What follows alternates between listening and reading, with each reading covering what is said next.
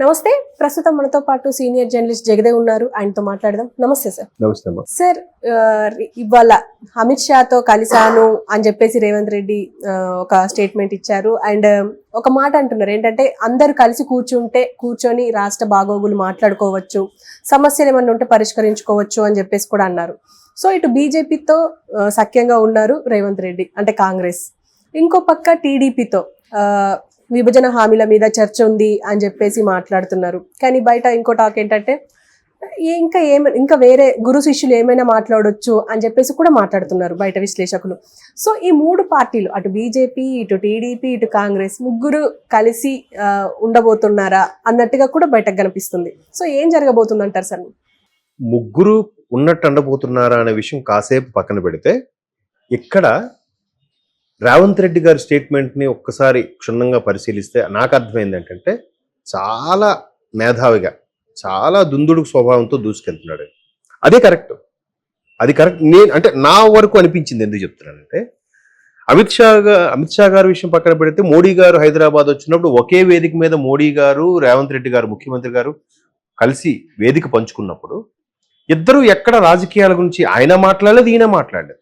పైగా మోడీ లాంటి పెద్దన్న అండదండలు నాకుంటే నా రాష్ట్రాన్ని నేను పరుగులు పెట్టిస్తా, మరో గుజరాత్ లాగా దీన్ని తయారు చేయిస్తా అని అన్నాడు. దాన్ని కూడా బీఆర్ఎస్ వాళ్ళు వక్రగతి పట్టించి, అంటే హైదరాబాద్ను అవమానపరిచాడా, హైదరాబాద్ వెనక్కి వెళ్ళిందనంటే, గుజరాత్ చాలా ఇండస్ట్రియల్ పరంగా హైదరాబాద్ కూడా ముందుంది. సర్వేల ప్రకారం కూడా major metropolitan cities, 7 major metropolitan సిటీస్లో 7వది హైదరాబాద్.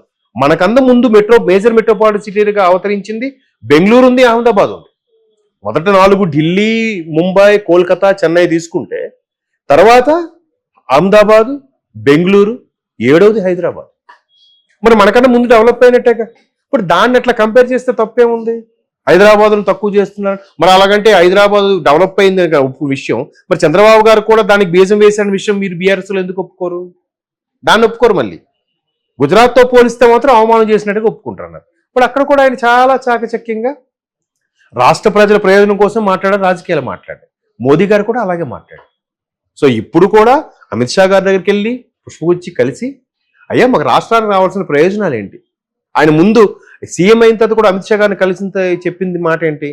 సార్ మాకు ఇమీడియట్గా ఒక 20 మంది కొత్త సివిల్ సర్వెంట్స్ కావాలి, ఐఏఎస్, ఐపీఎస్ వాళ్ళు కాదు. సరే ఈ బ్యాచ్ ఈ ఇయర్లో రిలీవ్ అవుతున్న వాళ్ళు మీకు నేను ఇస్తానమ్మా అని చెప్పాడట అమిత్ షా గారు. సో మళ్ళీ అది కన్ఫర్మ్ చేసుకోవడానికో లేదా రాష్ట్ర ప్రజల కోసమో రేవంత్ రెడ్డి గారు వెళ్ళారు. మరోవైపు రాష్ట్ర విభజన జరిగిన తర్వాత, ఆంధ్రప్రదేశ్, తెలంగాణ విడిపోయిన తర్వాత మొన్నటికి 10 ఏళ్ళు అయింది. సో విభజన హామీలు ఏవైతున్నాయి, లేదా ఉమ్మడిగా ఉండి మాట్లాడుకోవాల్సినవి ఏమున్నాయి? ఉమ్మడి రాజధానిగా 10 ఏళ్ళు ఉన్నప్పుడు 10 ఏళ్ళు ఎంతవరకు ఉపయోగించుకున్నారు? దీంట్లో ఉమ్మడిగా ఉండే ఆస్తులు కానీ, ఉమ్మడిగా ఉండే శాఖల విభజన కానీ, ఇప్పుడు సెక్రటేరియట్లో 32 శాఖలు ఎందుకు ఉంటాయమ్మా. ఆ 32 శాఖలు ఇక్కడికి కొంతమందికి పనిచేసే వాళ్ళు ఉన్నారంట, కొన్ని కీలకమైన పోస్ట్ వాళ్ళు వీక్లీయో మంత్లీయో వెళ్ళి వస్తున్న వారు ఉన్నారు. వాటి విభజన సంగతి ఏంటి? అట్లా మాట్లాడుకోవాలంటే ముందుకు రావాల్సింది ఎవరు? ఇద్దరు ముఖ్యమంత్రులు.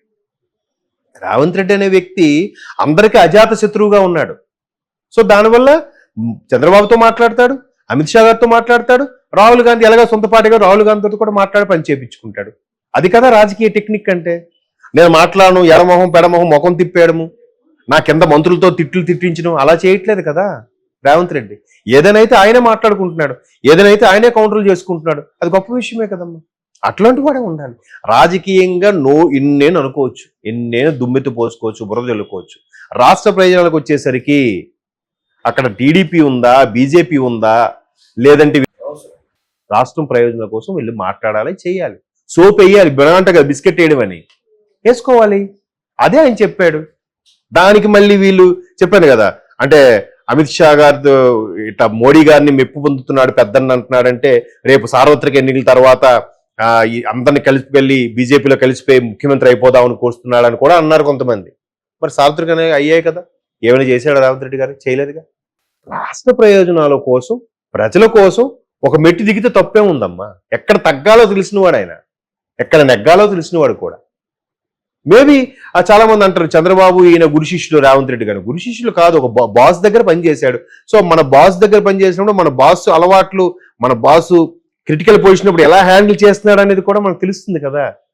ఎట్లా చేయాలి, మనం ఇలా ఫాలో అయిపోవాలి, ఎలా ఉంటే మళ్ళీ సూపర్గా ఉంటుంది అనే ఆ థాట్ కదా, తప్పులేదు. అదే విషయం అమిత్ షా గారి సమక్షంలో రేపొద్దున వీళ్ళిద్దరూ కూర్చొని రాష్ట్ర ప్రయోజనాల కోసం మాకు రావాల్సిన నీటి వాటా ఎంత, కరెంటు వాటా ఎంత, లేదంటే ఈ శాఖాపరమైన విభజన జరిగినప్పుడు అక్కడికి ఎన్ని జరిగాయి, ఎక్కడికి ఎన్ని జరిగాయి. ఇప్పుడు రిజర్వ్ బ్యాంక్ ఆఫ్ ఇండియా ఉంది. రిజర్వ్ బ్యాంక్ ఆఫ్ ఇండియాది ప్రతి స్టేట్ క్యాపిటల్లో కూడా దానికి సంబంధించిన ఒక సంస్థ పెడతారు. అక్కడ సంబంధించి ఆ అకౌంట్స్ జనరల్గా రిలేటెడ్గా పెడుతూ శాలరీస్ అమౌంట్స్ ఇది ట్రాన్సాక్షన్స్ కానీ ఏదో చాలా పెద్ద లావాదేవీలు ఉంటాయి, నాకు పెద్దగా ఐడియా లేదు. అట్లా ఉన్నప్పుడు ఆర్బీఐ ఇక్కడ ఉంది, అక్కడ అమరావతిలో పెట్టాలంటే 3 రాజధాని, అసలు రాజధాని లేదు కదా మొన్నటి వరకు, ఎక్కడ పెడతారు? అలాంటి విషయాలు ఆల్రెడీ ఇక్కడే ఆర్బీఐ ఉంది, ఇక్కడ నుంచే షేర్ చేసుకుంటున్నాం. టెలికాం సెక్టర్ ఉంది, ఈ రోజు కూడా టెలికాం సెక్టర్ ఆంధ్రప్రదేశ్ అండర్లోనే ఉంది. తెలంగాణ విడిపోయినా కూడా ఇంకా టెలికాం సెక్టర్లో విభజన జరగలే, ఇదంతా ఇంకా ఆంధ్రప్రదేశ్ రీజన్ గానే ఉంది. ఓకే, ఆంధ్రప్రదేశ్ రీజన్ అక్కడికి వెళ్ళిపోతుంది, అప్పుడు టెలికాం ఇక్కడ ఉండదు కదా, అక్కడికి వెళ్ళిపోవాలిగా. మరి అలాంటప్పుడు ఇక్కడ తెలంగాణలో ఉండాల్సింది ఏంటి, ఇక్కడ కూడా కొంత శాఖ ఉండాలిగా. ఇట్లా ఇన్ని రకాల విషయాలు మాట్లాడుకోవాలంటే అమిత్ షా గారికి కలిసి రేవంత్ రెడ్డి గారు అదే చెప్పారు. బాబు గారితో మాట్లాడబోతున్నాను, రేపు 6వ తేదీన ఇప్పుడు భేటీ అవ్వబోతున్నారంట. మంచిదే కదా. మరి గత ప్రభుత్వ హయాంలో ఏ ముఖ్యమంత్రి కలిసిన అవకాశం ఉంది? లేదుగా. కలిసి చేసుకుంటే మంచిదే కదా. 14 నుంచి 19 బాబు గారు చేశారు, ఇక్కడ కేసీఆర్ గారు చేశారు. మరి అప్పుడు కేసీఆర్ గారు ఆ స్వింగ్ లో ఉన్నారు కదా, ఎందుకు కలుస్తారు? రాష్ట్రం విభజన జరిగిన తర్వాత 29వ రాష్ట్రం అందరూ చెప్పేది తెలంగాణ, కానీ నా దృష్టిలో 29వ రాష్ట్రం ఆంధ్రప్రదేశే. అంతే కదమ్మా. ఒక రాజధాని లేదు, ఒక వనరులు లేవు, ఒక స్పెషల్ ప్యాకేజ్ లేదు, స్పెషల్ స్టేటస్ లేదు. మరి ఎట్లా? అదే కొత్త రాష్ట్రం నా దృష్టిలో. కాకపోతే ఉమ్మడి రాజధానిగా ఉంది కాబట్టి వాడుకోండి, ఉమ్మడి రాజధాని అయినా మా అడ్డా కదా అన్నట్టుగా వీళ్ళు చాలా చేశారు. అప్పుడు చాలా కేసులు కూడా ఇష్యూ అయ్యాయి, నోటుకు ఓటు లాంటి అంశాలు చాలా జరిగాయి. మా ఇష్టం అని అనుకున్నారు. ఇప్పుడు RRR లాంటి వ్యక్తుల్ని, ఆయన పేరు అదే రఘురామకృష్ణరాజు గారి వ్యక్తుల్ని హైదరాబాద్ వచ్చి ఇక్కడ ఉన్నా కూడా ఆంధ్ర పోలీసులు వచ్చి ఇక్కడ తెలంగాణ పోలీసులకి ఇన్ఫార్మ్ చేయకుండా ఆయన అరెస్ట్ చేసి తీసుకెళ్లారట. మరి ఎంతవరకు కరెక్ట్ అది? దానికి ఇక్కడ ప్రభుత్వం సహకరించిందనే కదా దాని అర్థం. అప్పుడులో కూడా దుమ్మెత్తి పోసే కదా న్యూస్లో గట్రా. సో ఇవన్నీ లేకుండా అసలు ఏంటి సరైన ప్రోటోకాల్? 2 రాష్ట్రాలు, 2 తెలుగు రాష్ట్రాలు, దాన్ని ఏమంటారు, రాజ్యాంగపరంగా విడిపోయి ఉన్నారు కానీ మొత్తం కలిసే ఉన్నట్టుగా. ఇటు రిలేషన్స్ అట్లేవా, అటు ట్రాన్స్పోర్ట్ ఇట్లేవా? ఎంతమంది పొట్ట చేతి పట్టుకుని హైదరాబాద్లో బతుకుతున్నారు ఆంధ్రులు, రాయలసీమ వాళ్ళు. పండగలు పున్నాలకు వెళ్తున్నారు, వస్తున్నారు, అన్ని జరుగుతున్నాయిగా. అక్కడ వాళ్ళు ఇక్కడ ఇల్లు కొనుక్కుంటున్నారు, ఇక్కడ సెటిల్ అవుతున్నారు. ఇన్ని జరుగుతున్నప్పుడు సో ముఖ్యమంత్రి మెయిన్ పరిపాలించే వాళ్ళు కలిసి మనం ఇలా అనుకోని వెళ్దాం అంటే ఇంకా బాగుంటుంది కదా. డెవలపింగ్ బాగుంటుంది, ఒక అండర్స్టాండింగ్ బాగుంటుంది. ఎవడెవడో ఎక్కడో బీహార్ వాడిని ఈశాన్య రాష్ట్రాలను తెచ్చి ఇక్కడ పోషిస్తున్నప్పుడు మన తెలుగు వాళ్ళకి అవకాశం వచ్చని మాట్లాడుకుంటే ఇంకా బాగుంటుంది కదా, ఫస్ట్ ప్రయారిటీ కింద. అంటే అలాగని వాళ్ళు వద్దని కాదు నా ఉద్దేశం. అట్లాగా అన్ని రకాలుగా అయిన రేవంత్ రెడ్డి అనే వ్యక్తి, సార్ అమిత్ షా గారిని కలిసి మాకు కావాల్సినవి చేయండి, రేపు ఆంధ్రప్రదేశ్తో కూడా కలిసి కూర్చోబోతున్నాం, ఇద్దరు కలిసి కూలంకుషంగా చర్చించుకుంటున్నాం అంటే బెస్ట్. ఎవరితోనో శత్రుత్వం లేనప్పుడు రేపొద్దు సెంట్రల్ ఏ గవర్నమెంట్ మారినా ఇక్కడ మనకి ఇబ్బంది ఉండదు. ఆంధ్రప్రదేశ్కి ఇబ్బంది ఉండదు, ఇటు తెలంగాణకి ఇబ్బంది ఉండదు. తమిళనాడులో చూడండి, ప్రభుత్వంతో సంబంధం లేదు, మనం ఒక బతిమాలుకుంటాం, వాళ్ళు అలా కాదు, కాలాలు పట్టుకుని అడుగుతారు. That is Tamil Nadu. అట్లాగా రాష్ట్ర ప్రయోజనాల కోసం ఎట్లాంటి స్టేట్మెంట్లు ఇచ్చినా ఎలా చేసినా ఒకటే. కాకపోతే ఇలా వెళ్తున్నాడు కాబట్టి ఇక్కడ అందులో కలిపేస్తాడా, ఇక్కడ కలిపేస్తాడు. ఈ మధ్యన ఈ షఫ్లింగ్ ఎక్కువైపోతున్నాయి కదా, గవర్నమెంట్ పిల్లలు ఎక్కువ మంది అయిపోయారు కాబట్టి ఇట్లాంటి అనుమానాలు వస్తుంటాయి. అట్లా ఉండదు. నెక్స్ట్ మనమే ఉండాలి రబ్బా, ఏం రూలింగ్ చేస్తున్నాడా అని అనిపించుకోవాలి ఉంటుంది ప్రతి ఒక్కరు.